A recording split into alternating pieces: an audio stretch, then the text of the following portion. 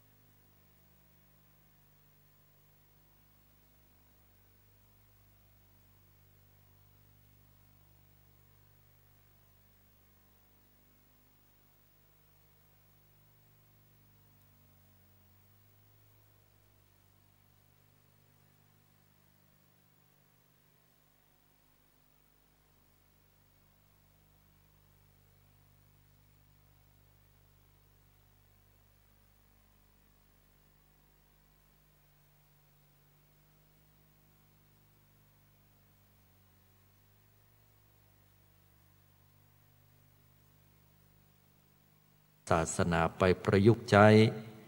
บ่ว่าจะเป็นความฮักในด้านคริสตศาสนาก็ดีบ่ว่าจะเป็นความฮักในด้านพุทธศาสนาก็ดีศาสนาไปเป็นวันวาเลนไทน์เช่นเดียวกันเพื่อตรงกับวันที่นักบวชวาเลนไทน์ได้มรณภาพไปนั่นเองอันนี้เป็นที่มาแบบประวัติ หรือว่าห้องว่าเป็นตำนานที่เกิดขึ้นผูกขึ้นไว้ณที่นี่ก็เพื่อที่จะให้หันความเป็นมาเป็นไปว่าวันวาเลนไทน์ที่แท้จริงนั้นเป็นการระลึกถึงผู้ที่มี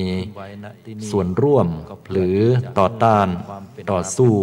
ในสิ่งที่เกิดกระบวนการของความบยุติธรรมเกิดขึ้น แล้วก็เป็นความต้องการของประชาชนต้องการของคนที่ฮักกันโดยที่นักบวชนั้นก็มีความรู้สึกนึกคิดที่อันจะสนับสนุนให้ชายหญิงได้แต่งงานกันเพื่อความผาสุกเพื่อความฮักซึ่งกันและกันก็เป็นธรรมเนียมประเพณีปฏิบัติกันมาจนกระทั่งปัจจุบันนี้อันนี้คือความฮักของชายหนุ่มและหญิงสาวในศาสนาคริสต์ของเปิ้ลที่เปิ้ลได้มอบความฮักให้แก่กันและกันอย่างเฮาก็จะหันว่าแต่ละปีในวันที่14กุมภาพันธ์วันวาเลนไทน์นั้นก็จะมีชายหนุ่มหญิงสาวกู้ที่เป็นคนฮักเป็นแฟนกันก็มักจะเอาดอกกุหลาบอันเป็นสัญลักษณ์แห่งความฮักไปให้กับคนที่ตัวเก่าฮักบางครั้งก็ให้ช็อกโกแลตอันเป็นความหวานฉ่ำหอมชื่นใจเพื่อที่จะเป็นเครื่องสัญญาณบ่งบอกว่าขอให้ชีวิตมีแต่ความฮักมอบความฮักซึ่งกันและกันต่อไปแต่ต่อมานั้นในยุคสังคมที่มันผ่านร้อนผ่านหนาวผ่านสิ่งต่างๆเรื่อยมาสังคมมีการเปลี่ยนแปลงไปผลปรากฏว่าจากการที่ต้องแต่งงานในวันวาเลนไทน์นั้นคนตั้งหลายตั้งปวงโดยเฉพาะอย่างยิ่งวัยรุ่นก็มักจะมีปัญหาเกิดขึ้นเพราะว่าจะเป็นความฮักอันชิงสุกก่อนห้ามอันนำมาซึ่งปัญหาเกิดอาการต้องแท้งแล้วก็ทิ้งไปซึ่งเป็นปัญหาที่สร้างความเดือดร้อนให้กับครอบครัวและอนาคตของละอ่อนผู้ที่ไร้เดียงสาหรือว่าผู้ที่ยังบ่มีกำกึดกำอ่าน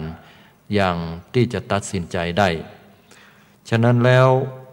วันที่14กุมภาพันธ์เป็นวันที่ต้องระมัดระวังอยู่พอสมควร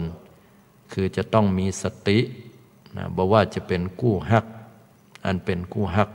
ระหว่างสองคนคือชายหญิงนั้นต้องระมัดระวังสิ่งต่างๆเหล่านี้พอสมควรอันจะนำมาซึ่งปัญหาต่างๆแม้แต่ด้านผู้ปกครองก็ต้องดูแลพอกอยให้ความรู้นะให้การเท่าทันในสิ่งต่างๆว่าคำว่าความฮักนั้นก็ต้องมองในหลายๆมิติมองในสิ่งที่บ่ใช่หมายความว่าจะต้องการในด้านเพศอย่างเดียวความฮักที่ดีนั้นบ่ได้หมายถึงว่าจะต้องปากันไปเสียเนื้อเสียตัวเพื่อเป็นการแสดงความฮักแห่งฝ่ายอย่างที่เต็มอกเต็มใจหรือว่าถ้าบ่ไปด้วยกันอย่างนั้นก็แสดงว่าบ่ฮักกันแต่บ่ใช่อย่างนั้นฉะนั้นแล้วเฮาก็จะหันว่าเปิ้นได้ปฏิบัติสืบต่อกันมาจนกระทั่งปัจจุบันนี้และที่สำคัญที่หันแหมอย่างหนึ่งก็คือเรื่องของการจดทะเบียนสมรสในกรุงเทพมหานครนั้นก็มักจะไปจดทะเบียนสมรสในส่วนของที่เขตอันเป็นชื่ออันเป็นมงคลโดยบอกว่าจะเป็นบางรักก็เพื่อที่จะเกิดความฮักซึ่งกันและกันอย่างนั้นเป็นต้นจะบอกไปในส่วนของบางพลัดเนี่ยนะก็จะทำให้เกิดการพลัดพรากเปิ้นว่าอย่างนั้นนะอันนี้ก็เป็นความเชื่อส่วนบุคคลอันนี้ยกตัวอย่างให้ฟังทีนี้ในความเป็นคริสตศาสนานั้นเฮาฮู้ละว่าเปิ้นฮักกันอย่างใดและประวัติความเป็นมาอย่างใดหากว่าคู่ครองนั้นมีความฮักซึ่งกันและกันและเข้าใจกันเป็นอย่างดีอันนั้นก็เป็นสิ่งที่ดีงามและถ้าเฮามองมาในมุมมองของพระพุทธศาสนาของเฮาความฮักในพุทธศาสนานั้นบ่ได้หมายถึงความฮักที่มีระหว่างชายหนุ่มและหญิงสาวต่ออันแต่ในวันวาเลนไทน์เฮาควรที่จะให้ความฮักแก่บุคคล5จำพวกดังต่อไปนี้ประการแรกนั้นเฮาควรจะฮักไผคำตอบก็คือว่าควรจะฮักมารดาบิดาซึ่งเป็นพ่อเป็นแม่ของเฮาเพราะว่าพ่อแม่นั้น พุทธศาสนาของเฮาบอกว่าเป็นพระพรหมของลูกก็คือว่าพระพรหมนั้นมีสีหน้าเมตตากรุณามุทิตาอุเบกขาเมตตามีความฮักใคร่มีความปรารถนาดีต่อบุตรของตัวเก่าบอกว่าลูกของตัวเก่านั้นอยู่ในท้องอุ้มท้องมาเป็นเวลา10 เดือนด้วยกันจะเกิดมาดีหรือหาอย่างใดพ่อแม่ก็ยังบอกหูเตื้อบางครอบบางครัวนั้นต้องเสาะหาที่ห้ำที่เฮียนไว้ก่อนแหมซ้ำซื้อเสื้อซื้อผ้าก็ดีบางเตื้อบางครอบครัวนั้นก็คิดว่าโอ้ลูกเต้าที่อยู่ในท้องนั้นก็ต้องอุ้มก็ต้องพอดูแลพอกอยบำรุงนมก็ดีบำรุงอาหารการกินให้ดีที่สุดจะเนี่ยอันไหนก็ต้องระมัดระวังเป็นพิเศษจะลุกก็โอยจะนั่งก็โอยความรู้สึกลำบากของพ่อของแม่นั้นเป็นบุคคลผู้ที่ผู้ที่มอบความฮักอันบริสุทธิ์ผ่องใสให้กับลูกหรือบุตรของตัวเก่าเพราะนั้นแล้วเปิ้นถึงมีการวางแผนตั้งแต่อยู่ในท้องใหญ่หน้ากาบานขึ้นมาลูกก็ควรที่จะตอบแทนเปิ้นโดยการให้ความฮักโดยการดูแลพอกอยโดยการเชื่อฟังมารดาบิดาของตัวเก่าอันนี้เป็นบุคคลที่เราควรจะให้ความฮักความเคารพเรียกว่าเป็นผู้มีปรารถนาดีก็คือความเมตตาพรหมหน้าที่2ก็คือกรุณามีความตั้งใจมั่นอันจะช่วยเหลือลูกเต้าของตัวเก่า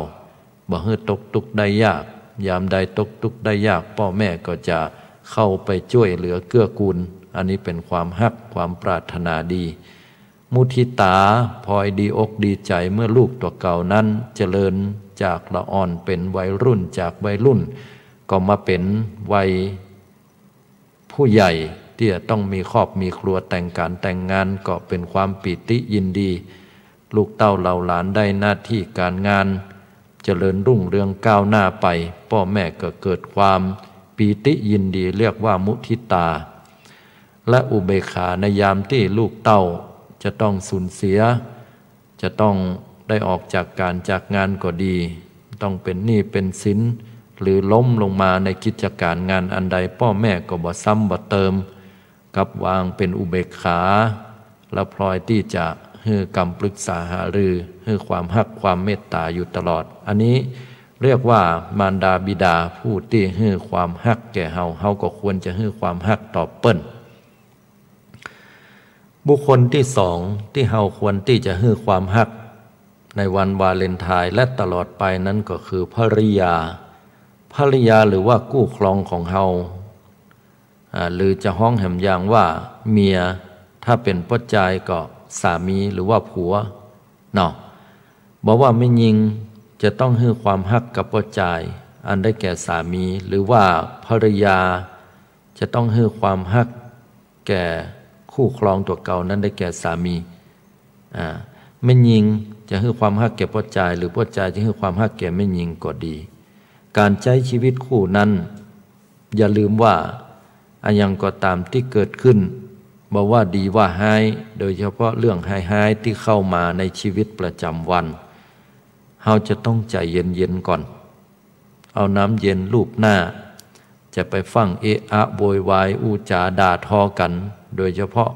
อย่างยิ่งนั้นต่อหน้าลูกหน้าเต้าเป็นเหตุเป็นปัจจัยให้เกิดปมด้อยมีชีวิตอันย่ำแย่จะเกิดอย่างขึ้นก็ตามจะต้องปรึกษาหารืออู้จากันถ้าฮ้อนแล้วก็ก้อยหนีกันไปเหก่อนหมายความว่าลบหน้าลบตากันไปสักบึดสักเมื่ออารมณ์ดีแล้วก็ก้อยปิกก้อยปอกคืนมาอู้จากันด้วยเหตุด้วยผลบางเตื้อบางครั้งนั้นอู้กันในยามที่มีอารมณ์ฮ้อนนะมันขึ้นมามึกละกำนี้ถึงบ่เอาเรื่องเหตุผลละมันจะเอาอารมณ์ตัวเก่าเป็นใหญ่แล้วก็รู้จักการง้อรู้จักการเข้าใจซึ่งกันและกันอุปนิสัยของแหมฝ่ายหนึ่งกล่าวกันว่าตึง2 คนตึงไม่ยิงพ่อใจสามีภริยาก็ต้องฮักกันปะกันครึ่งต่างตัดสินใจ50-50แหม50%ที่เหลือก็แบ่งฝ่ายให้กับคนฮักของเฮาอย่างนี้เป็นต้นถามว่าจะได้เฮาต้องใจเย็น จะได้เขาต้องแปลงอกแปลงใจหาแฟนของเฮาคำตอบก็คือว่าคนคนนี้ล่ะที่เฮาจะต้องอยู่ต้องร่วมชีวิตกันไปเขาจะเป็นผู้ที่เข้าข้างอยู่กับเฮาตลอดชีวิตไม่ใช่แค่วัน2 วันเดือน2 เดือนหรือปี2 ปีเพราะฉะนั้นแล้วคู่ครองของเฮาสามีภรรยาก็ต้องฮักกันมีความเมตตากรุณาต่อกันสิ่งไหนให้สิ่งไหนบดีเฮาก็ก้อยแก้ก้อยไขตัวกันไปเพราะฉะนั้นวันวาเลนไทน์นี้ภรรยาคู่ครองหรือสามีคู่ครองเฮาก็ควรที่จะให้ความฮักซึ่งกันและกันทนุถนอมน้ำอกน้ำใจกันไป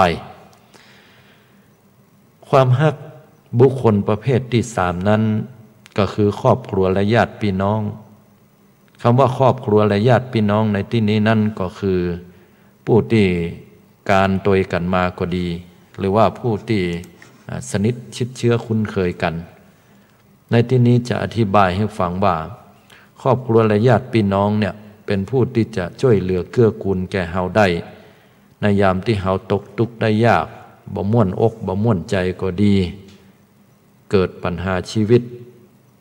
สาธกยกตัวอย่างว่าเฮามีปัญหาชีวิตเรื่องเงินเรื่องทองก็ดีมีปัญหาในเรื่องของแฟนของเฮาเสียไปก็ดีหรือว่ามีปัญหาอื่นใดเกี่ยวกับครอบครัวบ่ฮู้จะบากหน้าไปปรึกษาหารือไผเกิดความเศร้าส้อยเสียอกเสียใจก็ญาติพี่น้องเฮานี่แหละญาติโยมทั้งหลายที่จะยื่นมือเข้ามาช่วยเหลืออย่างน้อยที่สุดก็ให้กำลังอกกำลังใจ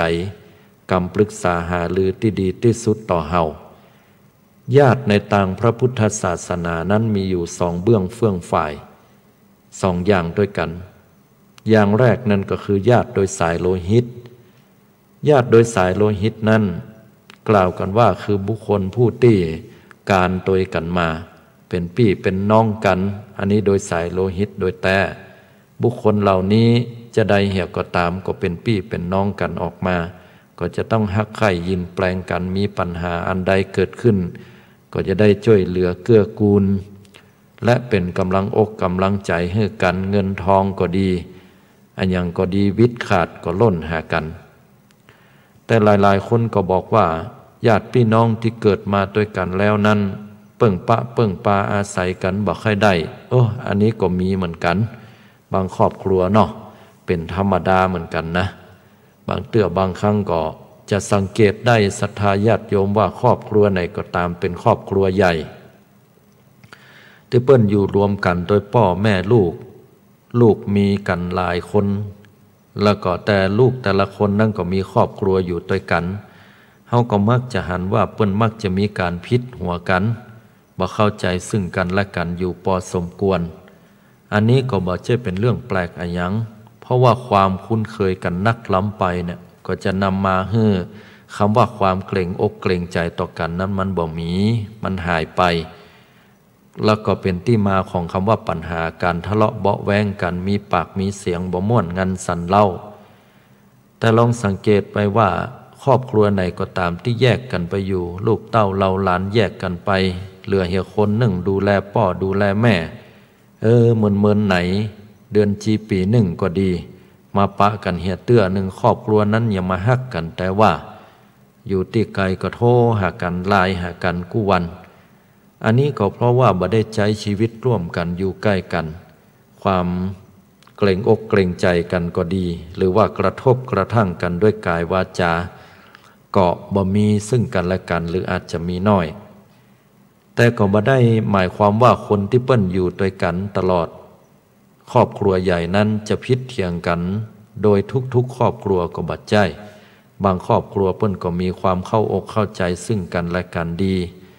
บางครอบครัวก็อยู่คนละหลังแต่คุ้มเดียวกันเป็นคุ้มใหญ่ก็มีอันนี้ก็ถือว่าเป็นความโชคดีของครอบครัวนั้นๆไปถึงยังได้ก็ตามพี่น้องศรัทธาญาติโยมทั้งหลายคนเฮาเกิดมาโดยสายโลหิตพ่อเดียวกันแม่เดียวกันหรือพ่อเดียวกันคนละแม่หรือแม่เดียวกันคนละพ่อเฮาก็ถือว่าเป็นเนื้อเป็นเชื้อเป็นไขอยู่ด้วยกันพี่น้องกันเวลามีปัญหาอย่างก็ขอให้เฮาตั้นตั้งหลายนั้นก้อยอู้ก้อยจ๋า อย่าตัดสินกันด้วยอารมณ์แล้วก็ให้อภัยซึ่งกันและกันเปิ้นว่าพี่น้องเฮานั่นจะพิษเถียงกันอย่างใดมันก็เหมือนพลาที่ฝันน้ำมันบ่ขาดกันไปเพราะว่าด้วยสายโลหิตก็คือเจือสายของตัวเก่าเหมือนกรรมบักเก่าเปิ้นบอกไว้ว่าพี่น้องกันหักกันเอาไว้อย่าได้ตัดก้อมสินเปียงกันปี่ว่าแล้วน้องแก้วอย่าเถียงตัดก้อมสินเปียงได้อย่างพ่องเจ้าเกิดแล้วตายบ่เมินแก่เท่าหนีความตายไปบ่พ้นอย่ากระทำกรรมให้มันล้ำล้นกรรมมันจังสายแต่นเฮาปี่น้องขะกุนเฮาเขาจักป่าเอาเฮาม้างใจเปล่าจ้อยพี่น้องกันอยู่นั้นแต่น้อยบ่มีมนทินขุนจำพี่น้องผิดกันเหมือนมีดฟันน้ำฟันอั้นก็หากหายหอยอย่าว่าน้องนักผิดถูกก้อยถอยตัวพี่กวนกอยอภัยโตดฮือยามเจ้าเจ็บเป็นไผ่เกณฑ์มาฮือบ่เหมือนวงเดียวพี่น้องคนอื่นคนไก่ไหลมาซ่องมีตาพออันดูได้บ่เหมือนพี่น้องมากปวงหลวงหลายยามบอดสบายช่วยกันพอเฝ้าพ่องก็เป็นเงินพ่องก็เป็นข้าวช่วยกันยุกยาพอใจจะหาในเหมือนจะหาในได้จะหาอื่นใดไหนจาปี่น้องขกุลวงศายามเกียรติโกธาเหมือนฆ่ากันได้หายโคตรเกียรติแล้วจุงแซงจ่าไขญาติวงใหญ่ก็มีเต้าอีก็มีเต้าอีกรรมบะเก่าเพิ่นได้ซ้อนไว้อย่างน่าฟังในที่สุดละหายโคตรหายเกียรติก็ปิกมาดีกันเหียเตอะเฮาก็มีกันมอกเอี้ยอายุคนเฮามันจะถึง100ไม่ต้องไปยึดมั่นถือมั่นมันนักยึดมั่นถือมั่นก็เหมือนมือของเฮากำไว้เนี่ยมันเจ็บมันปวดมันบ่ม่วนมันคับข้องอกข้องใจในยามที่เฮาแบมือออกความสบายก็เกิดขึ้นกับเฮาและที่สำคัญที่สุดก็บ่เจ็บบ่ปวดเมื่อแบออกมาแล้วก็บ่มีหันหน้ายั้งอยู่ในฝ่ามือของเฮามีแต่ความว่างเปล่าต่ออันนี้เรียกว่าญาติโดยสายโลหิตแต่ญาติแห่งกลุ่มจำพวกหนึ่งนั่นอย่างที่สองก็คือญาติโดยความคุ้นเคยพระพุทธศาสนาของเฮาตรัสว่าวิสาสาปรมาพระพุทธองค์ตรัสว่าวิสาสาปรมายาติความคุ้นเคยเป็นญาติอย่างยิ่งก็หมายความว่าเฮาบ่ได้เป็นญาติพี่น้องโดยสายโลหิตต่อคนข้างบ้านก็ดีหรือว่าเพื่อนฝูงหรือว่าภัยที่อื่นที่ใดก็ดีแต่ว่าเฮามักจะไปขึ้นไปลงบ้านเปิ้นไปอู้ไปจ้าเกิดความสนิทสนมคุ้นเคยกันเป็นอย่างดีมีอันหยังก็แบ่งก็ปันให้แก่กันบอกว่าอาหารการกินเงินทองขาดเหลือวิตอันใดช่วยอู้ช่วยจาปรึกษาหารือต่อกันความลับอันไหนที่มีนักอกนักใจบอกภัยบ่ได้เฮาก็อู้ให้คนที่เฮาได้ไว้เนื้อเชื่อใจเปิ้นจะเก็บความลับของเฮาไว้ได้บ่บอกภัยอู้ให้กับคนเหล่านี้ยิบยืมเงินกันไปแล้วคืนต่อกันบ่ว่าจะยันใดแหกก็ตามล้นหากันอู้จาต่อกันปรึกษาหารืออันนี้แหละความคุ้นเคยอย่างนี้พระพุทธองค์ว่าวิสาสาปรมายาติเป็นความคุ้นเคยที่ยิ่งกว่าความเป็นญาติโลหิตเหมือนกันเพราะนั้นศรัทธาเฮาเจ้าข้าทั้งหลายครอบครัวและญาติพี่น้องหรือผู้ที่เฮารู้จักมักคุ้นนั้นเป็นญาติอันอย่างยิ่งนี้เฮาก็ควรจะให้ความฮักเฮาก็ควรที่จะให้ความเมตตาช่วยเหลือเกื้อกูลเพราะว่าท่านเหล่านี้ก็จะเป็นผู้ที่จะคอยช่วยเหลือเกื้อกูลของเฮาเช่นเดียวกันบุคคลประเภทที่สี่เฮาควรที่จะให้ความฮักเปื้อนฝูงฮักเปื้อนบ้านฮักเปื้อนร่วมงานหัวหน้างานลูกน้องก็อย่าลืมว่าควรที่จะให้สิ่งดีๆท่านทั้งหลายเหล่านี้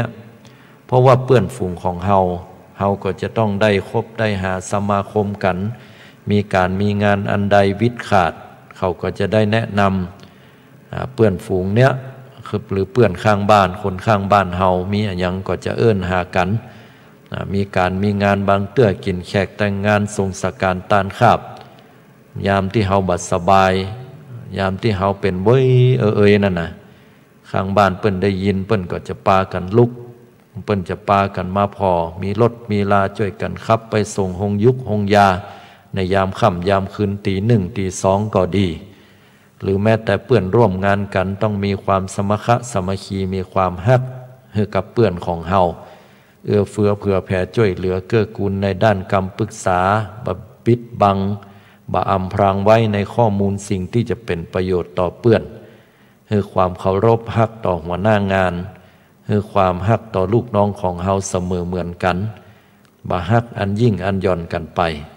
อันนี้แหละก็จะเป็นที่มาให้เกิดความฮักอันตอบมาให้เฮาอย่างน้อยที่สุดเฮาให้อย่างอื่นเปิ้นบ่ได้ก็ควรที่จะให้ความฮักที่ฮ้องว่ารอยยิ้มอันพิมพ์ใจเพราะรอยยิ้มเวลาเฮายิ้มไปแล้วนั้นแสดงถึงความเป็นมิตรที่ดีต่อกันฉะนั้นแล้วบุคคลประเภทที่สี่คือบุคคลที่ชื่อว่าเพื่อนฝูงเพื่อนบ้าน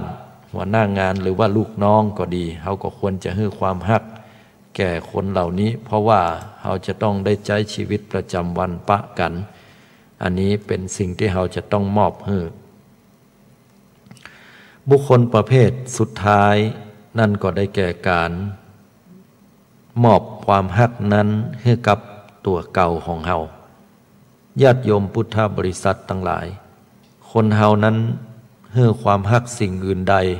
ให้ความฮักแก่ผู้อื่นให้ความฮักแก่มารดาบิดาให้ความฮักแก่เพื่อนฝูงญาติพี่น้องให้ความฮักแก่เหล่าสรรพสัตว์ทั้งหลายนั้นเป็นสิ่งที่ดีอย่างแน่นอนแต่อย่าลืมว่าพระพุทธองค์เฮานั้นในต่างพระพุทธศาสนาพุทธองค์ก็ได้ให้แง่คิดในเรื่องของความฮักต่อตนตัวของเฮานั้น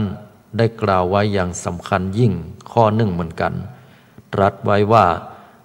นัตถิอัตตะสมังเปปังรักอื่นเสมอด้วยตนเองไม่มีคำว่าฮักอื่นเสมอด้วยตัวเก่าบ่มีนั้นความหมายของเปิ้นก็คือว่าคนเฮานั้นบอกว่าจะฮักไผก็ตามสาธกยกตัวอย่างว่าเฮาฮักแฟนของเฮาถ้าบ่จ่ายก็ฮักไม่ยิงไม่หิงฮักบ่จ่ายหรือว่าเป็นเพศที่สามเปิ้นฮักแฟนของเปิ้นอันนั้นอย่างใดก็แล้วแต่ถ้าเฮาเกิดการฮักใคร่ชอบปอไผขึ้นมาแล้วเฮาก็จะบอกว่าชีวิตทั้งชีวิตเฮาก็สามารถที่จะมอบให้กับคนที่เฮาฮักได้แต่ก็แปลกอกแปลกใจว่าคนที่เฮาฮักเนี่ยปรากฏว่าเขานอกใจแล้วไปมีคนใหม่แล้วตัวเฮาแทนที่จะดีอกดีใจว่าโอ้ตัวเก่าไปเตอะไปมีความฮักกับคนอื่นเฮาขอแสดงความดีอกดีใจตัวเพราะแฟนของเฮาไปมีความสุขถ้าอย่างนี้แสดงว่าเฮาฮักเขานักกว่าเฮาฮักคนฮักเฮาเนี่ยนักกว่าตัวเฮาแน่นอนแต่มันบ่เจอันญาติโยมทั้งหลายปัญหาที่เกิดขึ้นบอกว่าการฆาตกรรมก็ดีชิงลักฮักสวาทกันก็ดีเกิดขึ้นก็เพราะว่าพิษฮักพิษของความรักนั่นนะเพราะเนื่องจากว่าคนที่เฮาไปฮักก็ดีนะได้ปั่นใจไปให้กับบุคคลอื่นเฮาก็เกิดความฮ้อนใจขึ้นเกิดความบ่ม่วนงันละนะเกิดเต้นพังเผาพังขึ้นมาด้วยอำนาจแห่งความโกรธไปแบ่งใจให้คนอื่นอย่าใดอย่างมาบ่ฮักฆ่าให้คนเดียวว่าอย่างนั้นก็อันนี้ก็เพราะอะไรอย่างเพราะเฮาต้องการให้คนที่เฮาฮักเนี่ยเป็นคนซื่อสัตย์ต่อตัวเฮาเพียงคนเดียวบ่ปั่นใจไปให้คนอื่นบ่อยากให้คนที่เฮาฮักเนี่ยทำร้ายจิตใจตัวเฮาก็แสดงให้เห็นว่าเฮาเนี่ยฮักตัวเก่านักกว่าคนที่เฮาฮักแปลง่ายๆคือฮักเฮาฮักตัวเก่าเนี่ยนักกว่าแฟนเฮาถ้าบ่อั้นแล้วเฮาหันแฟนเฮาไปมีใหม่เฮาจะต้องดีใจกะมันก็โอ้ดีละตัวเฮยไปเตอะไปมีไผก็มีเตอะเป็นความฮักเป็นความชอบใจพอใจของตัวเก่าข้าขอดีใจตัวอย่างเงี้ยถึงจะถูกแต่นั้นมันบัดใจเพราะฉะนั้นแล้วความฮักอื่นใดจะฮักต่อตัวเก่าเฮาบ่มีแต่อย่างเนี่ยก็บ่ได้หมายความว่าพุทธศาสนาสอนให้คนเฮานั้นเห็นแก่ตัวเพียงแต่ว่าการฮักตัวเก่านั้นต้องฮักที่ถูกต้องคือว่า เขาจะต้องมอบความฮักให้กับคนอื่นถ้าเขามอบความฮักให้กับคนอื่นคนอื่นก็จะมอบความฮักคืนมาให้กับเขานี่เป็นการทำทิศป้องกันอันนี้ถือว่าฮักตัวเก่าอย่างถูกต้องแท้จริงถ้าเขาจะฮักพ่อฮักแม่ก็แสดงว่าเขามีความกตัญญูกตเวทิตาธรรมเป็นการตอบแทนคุณเปิ้นเขาจะฮักเพื่อนฮักฝูงแหมน้อยเพื่อนฝูงก็จะฮักเขาเวลามีอะไรยังก็จะช่วยเหลือเกื้อกูลเขาฮักแฟนของเขาก็แสดงว่าแฟนก็จะตั้งฮักตอบฮักแทนเขาฮักเราสรรพสัตว์ทั้งหลายเป็นเมตตาเราสัตว์ทั้งหลายก็ฮักเขาเหมือนกันอย่างนี้เป็นต้นเพราะนั้นคนที่ฮักตัวเก่านั้นก็จะต้องฮักคนอื่นให้ถูกต้องและเข้าใจดีเพราะความฮักเหล่านี้นั้นเป็นความฮักที่บัดเจือไปด้วยราคะบัดเจือด้วยราคะเป็นความฮักแบบเมตตาจะได้เหตุก็ตามความฮักที่เป็นแบบชายหนุ่มหญิงสาวหรือความฮักแบบเมตตานั้นก็ถือว่าเป็นความฮักที่จะต้องอาศัยความถูกต้องความดีงามตามหลักของศีลธรรมอันนั้นก็จะประคับประคองความฮักนั้นหรือนำพาให้เกิดความผาสุกแก่บุคคลผู้ที่จะมอบความฮักให้ผู้อื่นได้ในทางพุทธศาสนานั้นการฮักตัวเก่าเปิ้นบอกว่ามีหลักที่จะต้องเข้าใจอยู่4ประการเพื่อเราจะเพียรพยายามให้ตัวเก่าพัฒนาขึ้นไปนั่นได้แก่หลักของประธานคือความเพียร4อย่างความเพียรในที่นี้คือพัฒนาตัวเก่าขึ้นไปตามลำดับให้จิตใจของเรานั้นผ่องใสยิ่งขึ้น1สังวรประทานเพียรระวังบ่ให้บาปเกิดขึ้นในสันดานเราพยายามที่จะระมัดระวังสิ่งที่เป็นอกุศลเกิดขึ้นกับจิตกับใจเราเกิดความโลภโกรธหลงขึ้นเราก็พยายามละพยายามที่จะบ่ให้มันเกิดขึ้นสิ่งที่เกิดขึ้นแล้วอยู่ในสันดานเราอาจจะเป็นคนปากนักไปอย่าให้คนอื่นเกิดความบะเปิงอกบะเปิงใจเราก็ปรับเปลี่ยนตัวเก่าเหียให้เป็นคนที่อู้ม่วนจาหวานให้เป็นคนที่นำมาให้คนอื่นนั้นได้เกิดความประทับใจตัวเก่าก็เป็นเสน่ห์อย่างหนึ่งเหมือนกันอย่างนี้เป็นต้น2ปหานประทานเพียรละบาปอกุศลที่เกิดขึ้นแล้วอย่างก็ตามที่มันเกิดขึ้นกับจิตกับใจยกตัวอย่างความโกรธความเกลียดก็ดีความบ่ม่วนงันสันเล่าอกุศลเหล่านี้มันเกิดขึ้นอยู่ที่ในไผก็บ่ใครอยู่ใกล้เป็นคนขี้โกรธขี้เครียดขี้เกลียดขึ้นมาอยู่ตังใดไผก็บ่ชอบเพราะนั้นถ้าเรามีความเมตตากรุณาต่อผู้อื่นก็ย่อมจะเป็นเสน่ห์ที่เกิดขึ้นกับตนตัวของเราคนก็ฮักก็ชอบก็หุมบ่ต้องไปใจกระท่องกระถาอันใดต่อให้ใจกระถามหานิยมอันใดต่อให้พกพระขุนแผน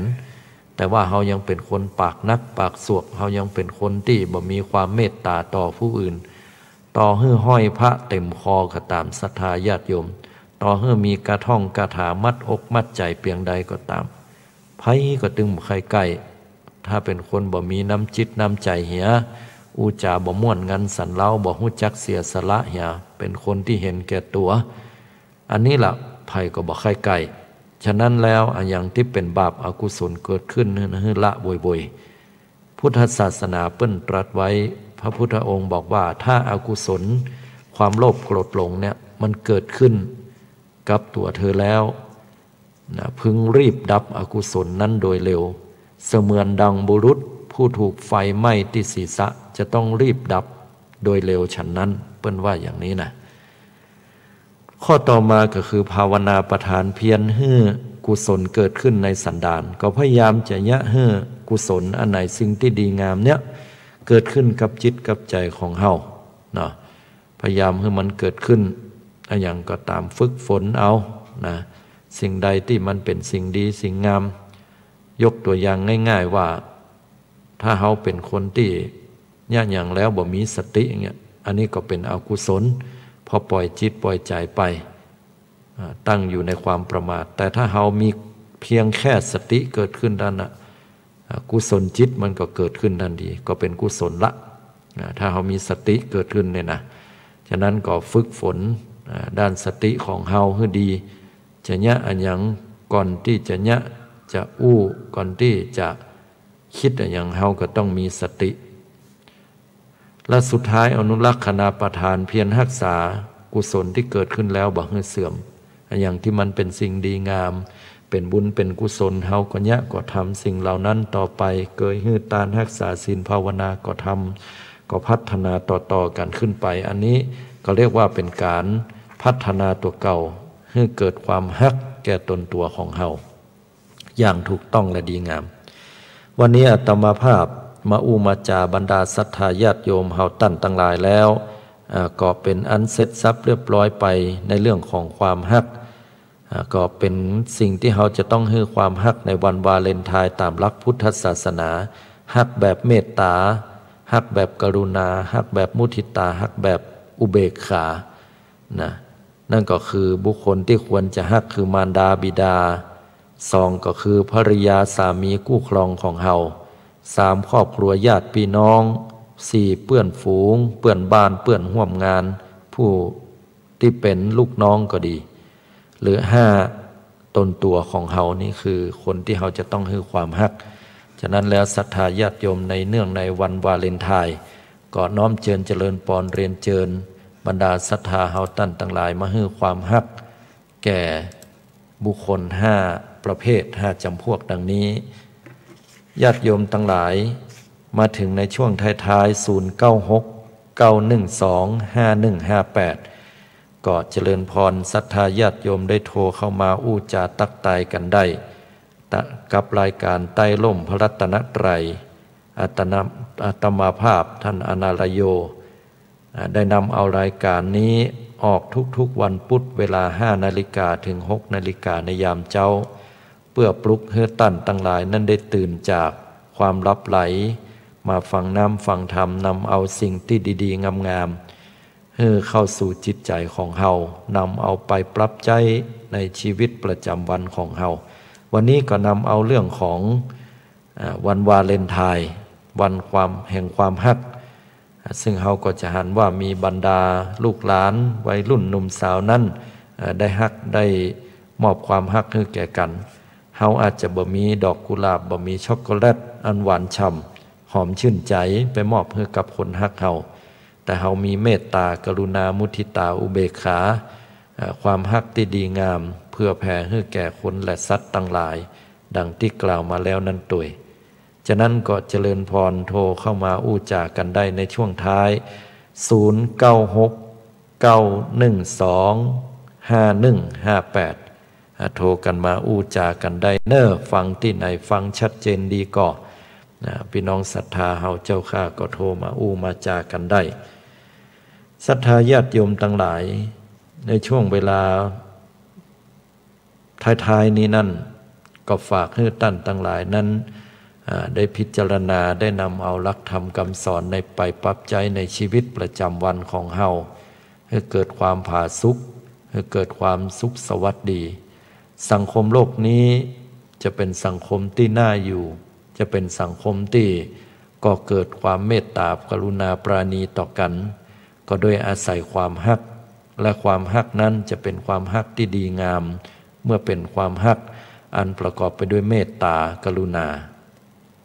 ตอนนี้มีสายโทรเข้ามาแล้วเนาะขออนุญาตรับสายกับศรัทธาญาติโยมโดยก่อนเนาะเจริญปอนโอ้ไหว้สาเจ้าท่านแม่ฟังอยู่นะแม่กำลัง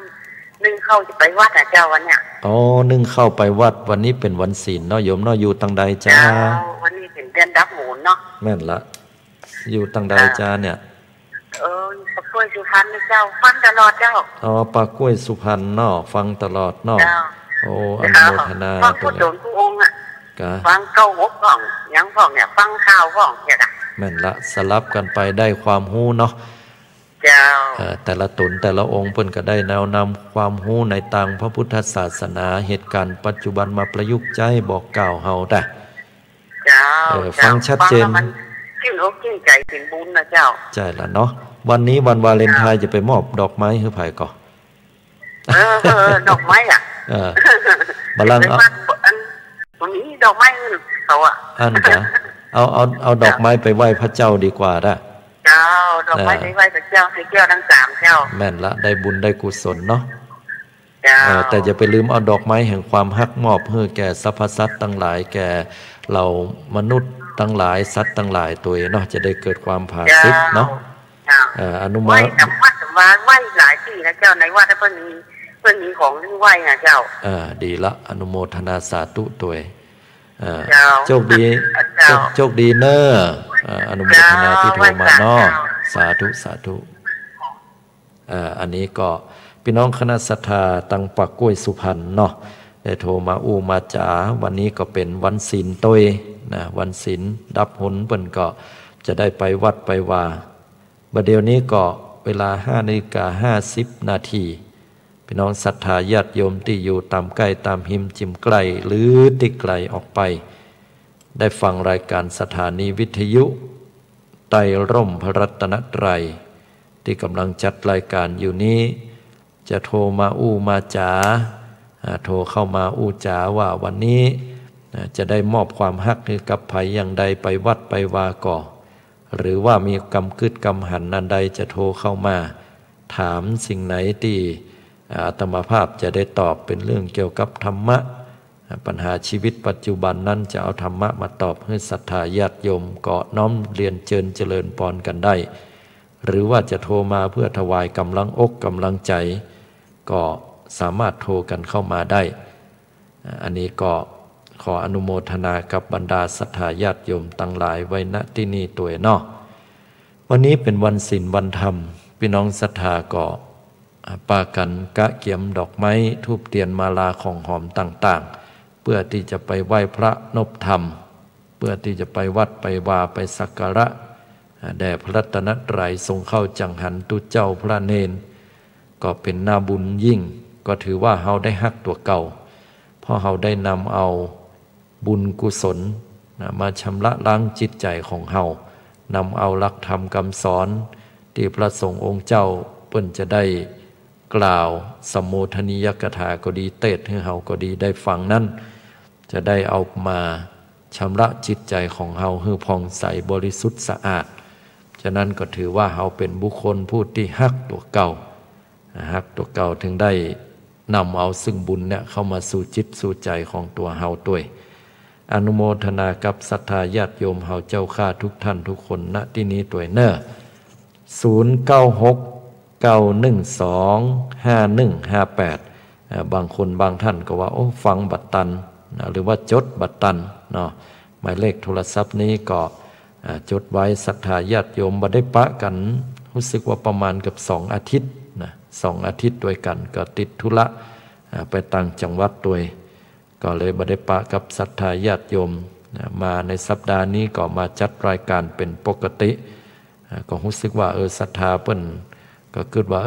จะได้จัดรายการอยู่ก่ออันนี้ก็เป็นปกติเนอะ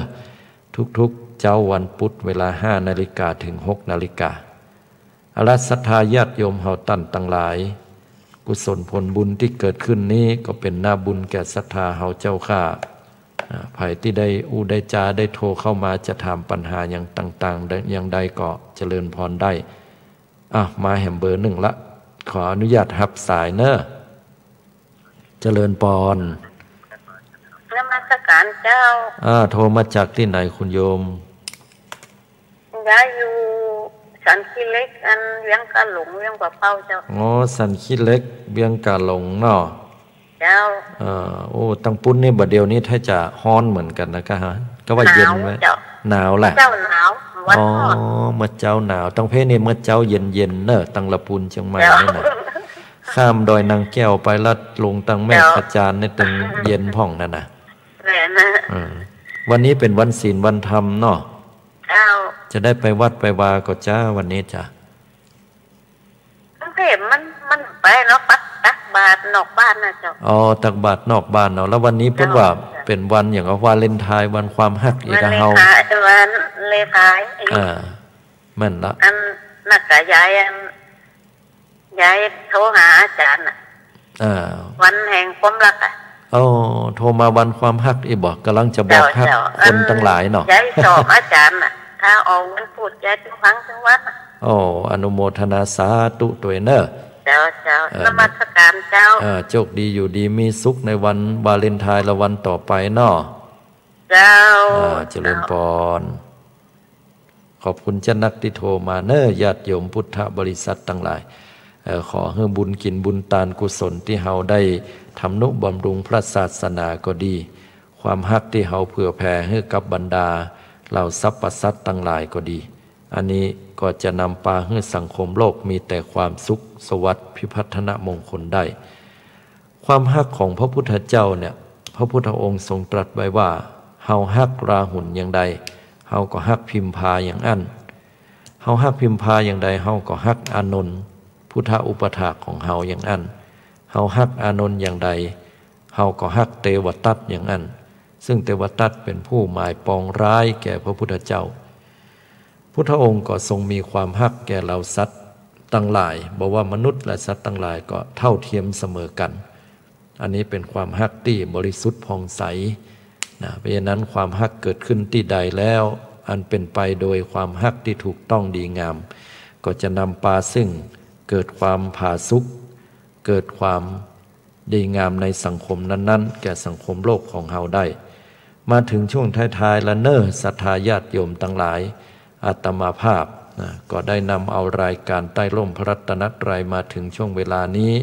พอนาฬิกาแล้วก็เป็นเวลาอยู่5:55 นาทีเหลือแหม5 นาทีตัวกันก็คงจะต้องนำเอารายการนี้ปิกปอกคืนไปก่อนเนาะสัปดาห์หน้าในวันพุธเวลา5 นาฬิกาถึง6 นาฬิกาจะได้มามาจากกันแหมกำหนึ่งและปรากฏว่ามีเบอร์โทรเข้ามาแหมสายหนึ่งในก็โทรมาละครับสายเปิ้นแหกำหนึ่งเนาะเจริญปอนโยมนมัสการเจ้าโยมโทรมาจากที่ไหนฮัลโหลอันนี้ดูวิรยุทธ์เหมือนก็ฮัลโหลโทรมาจากที่ไหน1 2เสียงฮัลโหล1 2ได้ยินก่อนได้ยินฮะท่านจัดรายการวิทยุอยู่เนาะครับฮัลโหล1 2รุดไปเห็นละ1 2 3 4ครับก็รุดไปเห็นแล้วเนาะแล้วปรากฏว่าโทรมาก็แหมรายชื่อหนึ่งอันนี้ก็บ่เป็นอย่างเนาะต้องเอารายชื่อรายนามหรือว่าที่ผิดพลาดไปก็บ่เป็นอย่างเนาะโทรเข้ามากันได้เนาะเอาละนำรายการมาจนถึงสุดท้ายแล้วเนาะก็คงต้องปิกปอกไปก่อนเนาะศรัทธาสัปดาห์หน้าเราก็มาปะกันใหม่กับรายการใต้ร่มพระรัตนตรัยวันนี้ขอความผาสุกวิหารธรรมบังเกิดขึ้นกับบรรดาศรัทธาญาติโยมทุกท่านทุกคนด้วยให้มีความสุขให้มีความเจริญยิ่งขึ้นไปทุกท่านทุกคนขอบุญกรรมบุญจูอยู่ดีมีสุขอยู่ให้มีใจไปให้มีโชคให้ท่านทั้งหลายเจริญด้วยอายุวรรณะสุขภละทุกท่านทุกคนได้ดวงตาเห็นธรรมถึงฝั่งแห่งมรรคผลนิพพานจงทุกประการนั้นจงจักมีอายุวันโนสุขังพลังเน้อ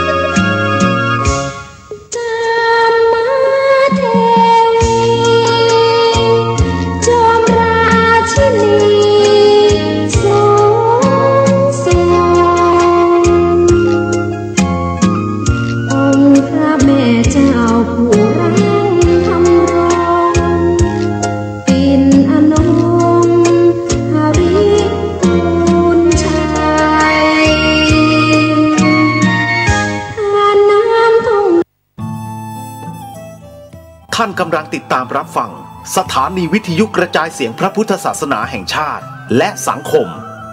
คลื่นเพื่อการศึกษาพระพุทธศาสนาและวัฒนธรรมระบบ FM 104.5 เมกะเฮิรตซ์รายการต่อไปเป็นรายการมรดกธรรมกำเมืองดำเนินรายการโดยพระครูวิสิทธิ์ศรีลาภรณ์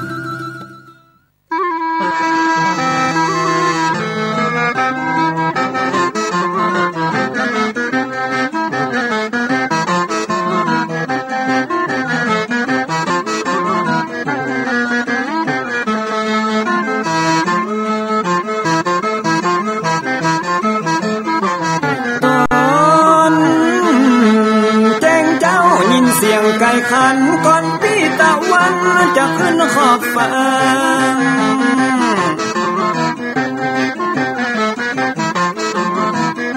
จะหันแสงทองทอแสงเจิดจ้าจัดการล้างหน้าอาบน้ำแต่งตัววันเริ่มต้นใหม่อย่าได้วันกัวอย่าได้คุณมัวกังบนโศกอน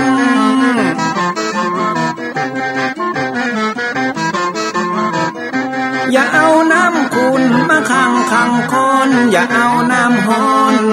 มาลวงหัวใจฮ้อนอ้วมอารมณ์คุณคองตอนฮับวันใหม่นี้น้องของได้น้อมเอานำทำคำสอนของพระชินวรประเสริฐเลิศล้ำ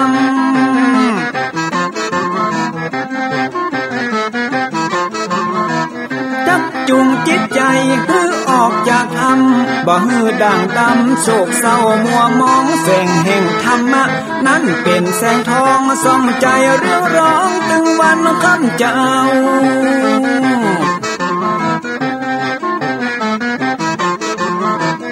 เอาศีลมานำเอาธรรมมาเฝ้าคือจิตใจเฮาจุงเย็นฝ่าฟันทุกเห็นต่อไปหน้าจะบ่ไหววันแต่หนึ่งเจิญพี่น้องมาฟังรายการธรรมะเบิกบานตอน6 โมงเจ้า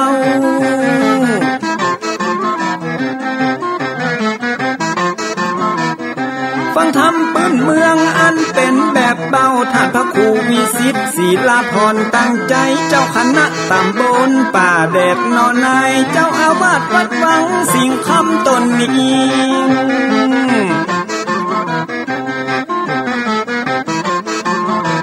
อนุรักษ์ของเก่าล้านนาก่อนกี่เมื่อลูกหลานเฮาตีเกิดมาใจกันรักษาของดีเก่าเกลือได้อยู่กู้ถิ่นล้านนาฟังทำแล้วของแผ่วจิตใจเหมือนป่าอยู่ในนาทีนั้นน้ำ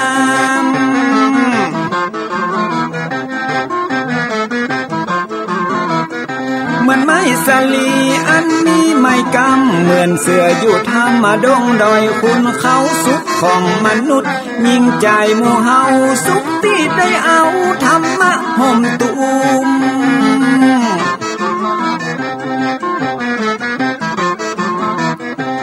ใจคนใดมีทำห่อหุ้มใจคนนั้นจุ่ม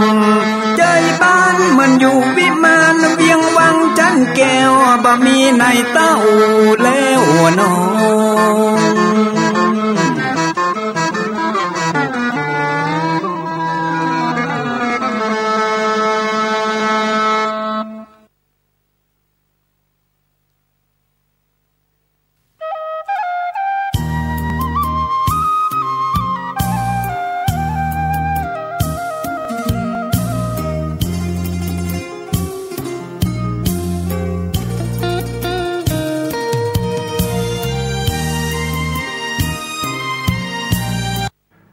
ขอยกมือ10 นิ้วกราบนอบน้อม